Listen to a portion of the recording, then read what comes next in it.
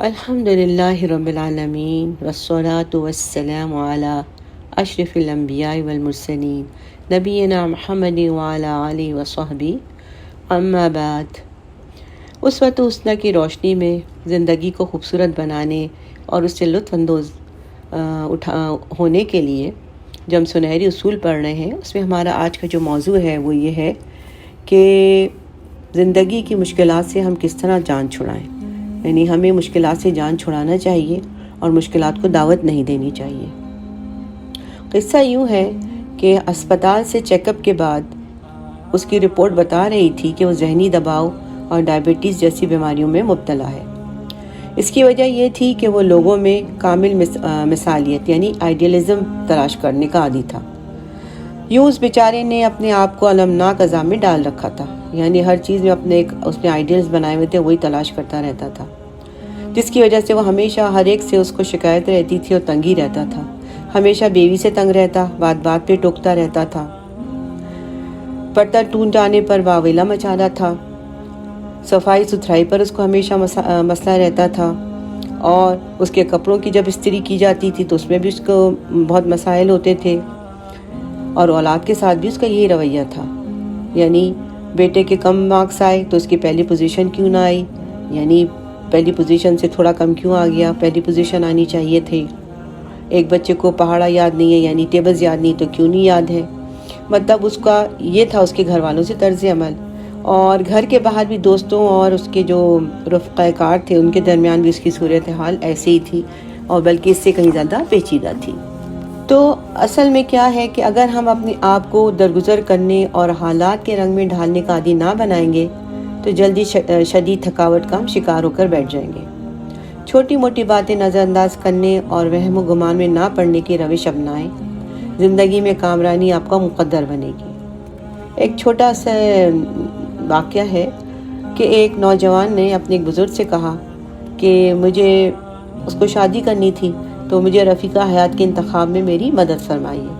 تو شیخ صاحب نے دریافت کیا کہ تمہارے خیال میں تمہاری بیوی کن صفات پر حامل ہونی چاہیے، یعنی تمہاری بیوی میں کیا کیا صفات ہونی چاہیے؟ تو نوجوان بولا، دلکش چہرہ، سرو قد، ساون کی گھٹائیں اور بال گھنے، کھانا ایسا مزیدار پکائے کہ انگلیاں چاٹتی رہ جائیں، رنگ گورا، بولے تو باتوں سے منہ سے پھول جھڑے، گویا میٹھے پانی کا چشمہ، دیکھو تو آنکھوں کو بھائی جائے، گھر جاؤں تو اپنی عزت اور میرے مال کی حفاظت کرے، میرا کہنا مانے، میرا برا نہ چاہے، دین کے علم سے اس کی شخصیت کو رفعت بخشی ہو، عقل ایسی ہو کہ رشک کرنے کو دل چاہے۔ غرض کے نوجوان نے عورتوں کی تمام مکمل خصوصیات ایک عورت میں جمع کر دی۔ تو بزرگ نے کہا، بچے تمہاری مطلوبہ شے موجود ہے۔ نوجوان نے فوراً پوچھا، کہاں؟ تو بزرگ بولے، اللہ کے حکم سے جنت میں، دنیا میں ایسی عورتوں کا وجود نہیں ہے۔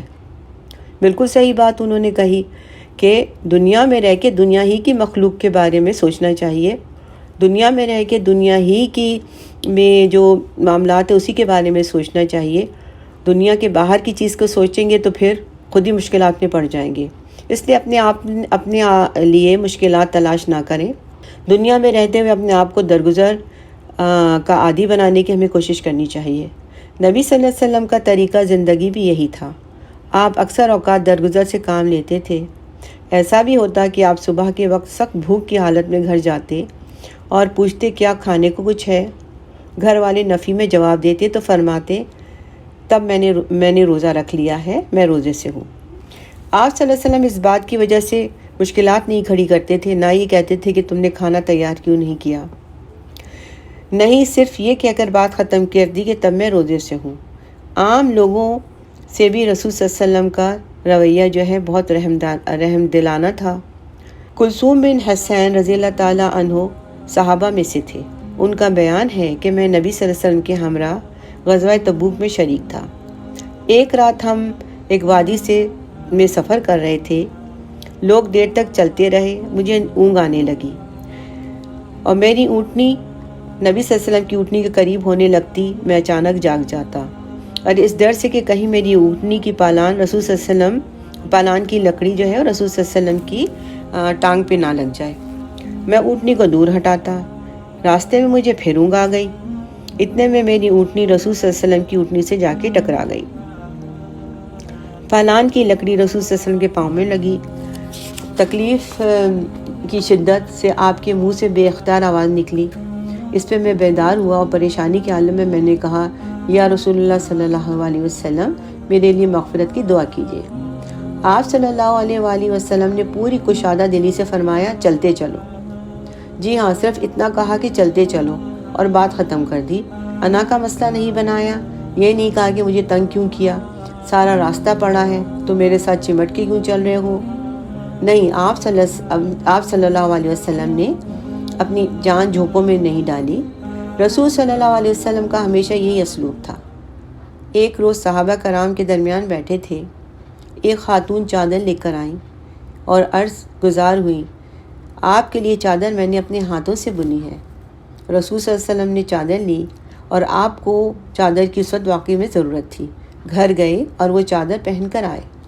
ایک آدمی بولا، یا رسول اللہ، یہ چادر مجھے پہنا دیں۔ آپ صلی اللہ علیہ وآلہ وسلم نے کہا، ضرور پہنو۔ کچھ دیر بعد گھر گئے، اسے اتار کر لپیٹا، پرانی چادر پہنی اور نئی چادر اس آدمی کی طرف بھیج دی۔ لوگوں نے اس سے کہا، تم نے اچھا نہیں کیا، تم نے رسول صلی اللہ علیہ وسلم سے وہی چادر مانگی، جبکہ تم جانتے ہو کہ رسول صلی اللہ علیہ وسلم کسی سوالی کو نہیں لوٹاتے۔ وہ کہنے لگا، واللہ میں نے یہ چادر صرف اس لیے مانگی ہے کہ جس دن میں مروں یہ میری کفن بنے۔ وہ آدمی فوت ہوا تو گھر والوں نے اسے اسی چادر میں کفن دیا۔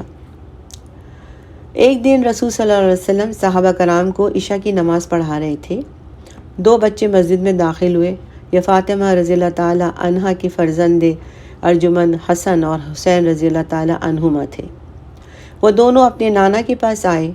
رسول صلی اللہ علیہ وسلم سجدہ کرتے تو دونوں صاحبزادے کمر پر سوار ہو جاتے۔ آپ سجدے سے سر اٹھاتے تو دونوں کو نرمی سے پکڑ کر اتارتے اور ایک طرف بٹھا دیتے۔ دوبارہ سجدہ کرتے تو وہ دونوں بچے پھر کمر پر بیٹھ جاتے۔ نماز مکمل ہوئی تو آپ نے دونوں کو اٹھایا اور گود میں بٹھا لیا۔ حضرت ابو ہریرہ رضی اللہ تعالیٰ عنہ کے اٹھے اور عرض کی، یا رسول اللہ صلی اللہ علیہ وسلم، ان دونوں کو چھوڑاؤں؟ آپ نے کوئی جواب نہیں دیا اور بچے کھیلتے رہے۔ تھوڑی دیر بعد آسمان پر بجلی چمکی تو آپ نے دونوں سے کہا، چلو اپنی والدہ کے پاس چلے جاؤ۔ بچے اٹھے اور والدہ کے پاس چلے گئے۔ ایک اور موقع پر رسول صلی اللہ علیہ وسلم حسن یا حضرت حسین کو اٹھائے ظہر یا عصر کی نماز کے لیے نکلے۔ مصلی پر آئے، بچہ نیچے بیٹھا، تکبیر کہی، خاصی دیر سجدے میں پڑے رہے۔ صحابہ کرام کو خدشہ ہوا کہ کوئی بات نہ ہو گئی ہو۔ آپ نے سجدے سے سر اٹھایا۔ نماز کے بعد صحابہ کرام نے پوچھا، یا رسول اللہ صلی اللہ علیہ وآلہ وسلم، اتنا لمبا سجدہ آپ نے کبھی نہیں کیا، کیا کوئی نیا حکم اترا ہے؟ آپ نے فرمایا، ایسا نہ ہوتا، لیکن میرے بیٹے نے مجھے سواری بنا لیا تھا، میں نے جلدی کرنا مناسب نہیں سمجھا کہ یہ خوش ہو لیں۔ ایک دن رسول صلی اللہ علیہ وسلم ام ہانی کے ہاں آئے۔ آپ کو بھوک لگی تھی، پوچھا، ہمارے کھانے کو کچھ ہے؟ وہ بولی، روٹی کے چند سوکھے ٹکڑے ہیں، آپ کو پیش کرتے ہوئے شرم آتی ہے۔ فرمایا، وہی لے آئیں۔ ام ہانی رضی اللہ تعالیٰ عنہا روٹی کے سوکھے ٹکڑے لائیں، انہیں پانی میں بھگویا اور اوپر نمک چھڑک کر رسول صلی اللہ علیہ وسلم کی خدمت میں پیش کیا۔ آپ کھانے لگے۔ پھر ام ہانی رضی اللہ تعالیٰ عنہا سے کہا، کوئی سالن ہے؟ انہوں نے کہا، ہاں یا رسول اللہ، تھوڑا سا سرکہ پڑا ہے۔ فرمایا، لائیں۔ وہ لائیں تو آپ نے اسے بھی کھانے پر انڈھیل لیا۔ کھانا تناول کرنے کے بعد الحمدللہ پڑھا اور فرمایا، سرکہ اچھا سالن ہے۔ جی ہاں، رسول صلی اللہ علیہ وسلم زندگی میں جیسی تھی ویسے گزارتے تھے، معاملات کو اسی طرح لیتے تھے جس طرح ہوتے تھے۔ ایک دن رسول صلی اللہ علیہ وآلہ وسلم کے پاس ام قیس اپنا نو مولود بیٹا لائیں تاکہ آپ اسے دعا پڑھ کے اس کے لیے دعا پڑھیں۔ آپ نے بچہ اٹھایا اور گود میں لیا۔ بچے نے نبی صلی اللہ علیہ وسلم کی گود میں پیشاب کر دیا۔ نبی صلی اللہ علیہ وسلم نے صرف اتنا کیا کہ پانی منگا کر پیشاب کے نشانات پر چھڑک دیا اور اسی پر بات ختم ہو گئی۔ نہ غصے ہوئے، نہ ماتھے پر بل آئے۔ پھر ہم لوگوں نے اپنے آپ کو کیوں مصیبت میں ڈال رکھا ہے؟ ہر بات کا بتنگڑ کیوں بنا لیتے ہیں؟